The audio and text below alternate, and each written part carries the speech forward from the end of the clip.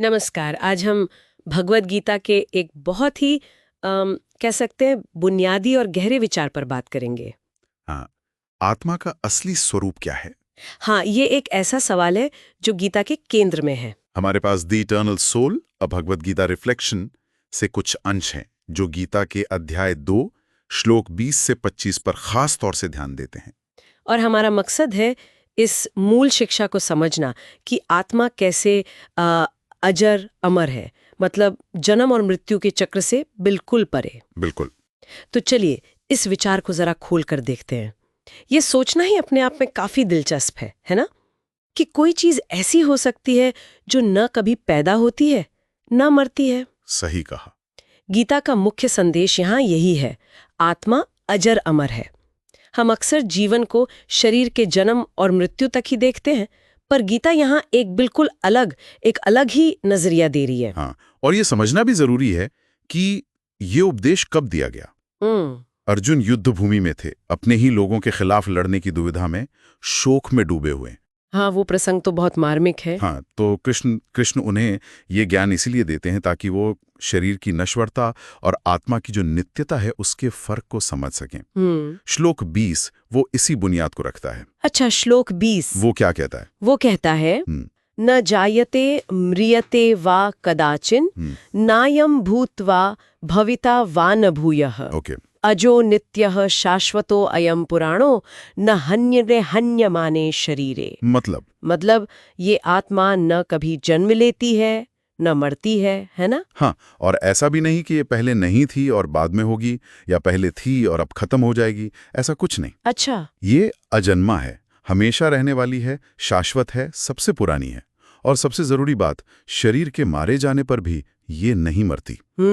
ये बात शरीर और आत्मा के बीच एक बहुत साफ लकीर खींच देती है। बिल्कुल। कि शरीर तो बदलता है, पैदा होता है, बूढ़ा होता है, खत्म होता है, पर आत्मा इन सब से बिल्कुल अलग है, परे है। बिल्कुल। और इसको समझने के लिए वो कपड़ों वाली उपमा दी गई है जो बहुत मशहूर है। हाँ, वो कपड़े बदलने वाले। वही श्लोक 22 कहता है, वासांसि जीर्णानि यथा विहाय नवानि गृह्णाति नरो अप्राणि। जैसे पुराने कपड़े छोड़कर नए पहन लेते हैं। हाँ, तथा शरीराणि विहाय जीर्णान्यन्यानि सम्याति नवानि देहि। वैसे ही आत्मा पुराने जीर्ण शरीर को छोड़कर नया शरीर धारण कर लेती है। ये उपमा मतलब आत्मा और शरीर के संबंध को समझने में काफी मदद करती है। ये उपमा तो बहुत जानी पहचानी और काफी सरल भी लगती है, पर गीता सिर्फ इतना ही नहीं कहती कि आत्मा अजर अमर है। वो ये भी बताती है कि उसे नष्ट क्यों नहीं किया जा सकता है ना, जैसे कि उसे कोई हथियार काट नहीं सकता या आग जला नहीं सकती। हाँ, बिल्कुल। और ये समझना जरूरी है कि आत्मा की प्रकृति वो भौतिक है ही नहीं, मैटर नहीं है वो। श्लोक 23 सी को साफ करता है, नैनम छिंदंती शस्त्राणि नैनम दहती पावका। शस्त्र काट नहीं सकते, आग जला नहीं सकती। न चैनम क्लेदयन्त्यापो न शोषयति मारुतः। न पानी से भिगो सकता है, न हवा सुखा सकती है। ये दिखाता है कि आत्मा उन 5 तत्वों पृथ्वी, जल, अग्नि, वायु, आकाश, जिनसे हमारा ये भौतिक संसार, ये शरीर बना है, उनसे बनी ही नहीं है। उसकी प्रकृति ही अलग है। ये बात तो वाकई सोचने वाली है। अगर आत्मा इतनी अलग है, अभौतिक है, बदलती नहीं है, तो फिर हम जो जीवन में ये सब महसूस करते हैं, सुख, दुख, दर्द, खुशी, ये सब क्या है? ये अनुभव किसे होते हैं? क्या ये आत्मा को होते हैं या? ये एक बहुत गहरा सवाल है, और गीता के अनुसार ये जो अनुभव हैं, ये मन, बुद्धि और इंद्रियों के लेवल पर होते हैं। अच्छा, ये सब भौतिक शरीर और प्रकृति से जुड़े हैं। आत्मा खुद अपने असली स्वरूप में इन अनुभवों से सीधे तौर पर प्रभावित नहीं होती। वो एक साक्षी की तरह है, एक दृष्टा। साक्षी मतलब बस देखने वाली। हाँ, एक तरह से।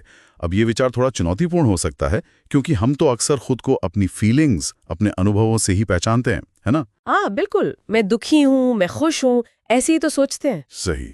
लेकिन गीता का ये नजरिया हमें उन अनुभवों से एक तरह के, कह सकते हैं, दूरी बनाने और उन्हें ज्यादा तटस्थता से, ऑब्जेक्टिवली देखने की क्षमता दे सकता है। श्लोक 24 और 25 में आत्मा को सर्वव्यापी, स्थिर, अचल, अव्यक्त यानी जिसे प्रकट नहीं किया जा सकता, और अचिंत्य यानी जिसके बारे में सोचा नहीं जा सकता, ऐसा भी कहा गया है।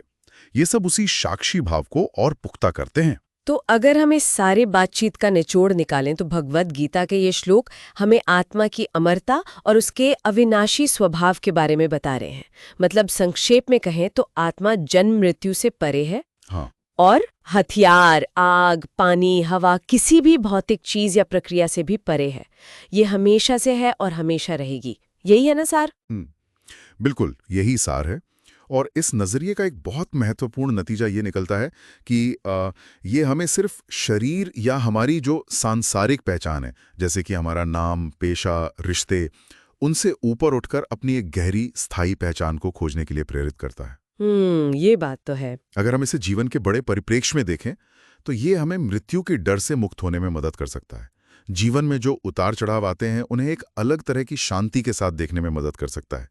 ये जो हमारी आदत है ना खुद को सिर्फ शरीर मानने की, ये उस सोच को सीधी चुनौती देता है। सही कहा।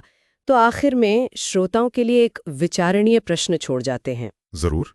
अगर हमारा मूल तत्व यानी आत्मा वास्तव में इतनी अपरिवर्तनीय है, अविनाशी है और अनुभवों से अछूती रहने वाली साक्षी है, जैसा गीता में बताया गया है, तो फिर हमारे जीवन में ये जो अनुभव करने की पूरी प्रक्रिया है, सुख, दुख, सीखना, महसूस करना, इसका असल मतलब और मकसद क्या हो सकता है? इस पर सोचिएगा जरूर।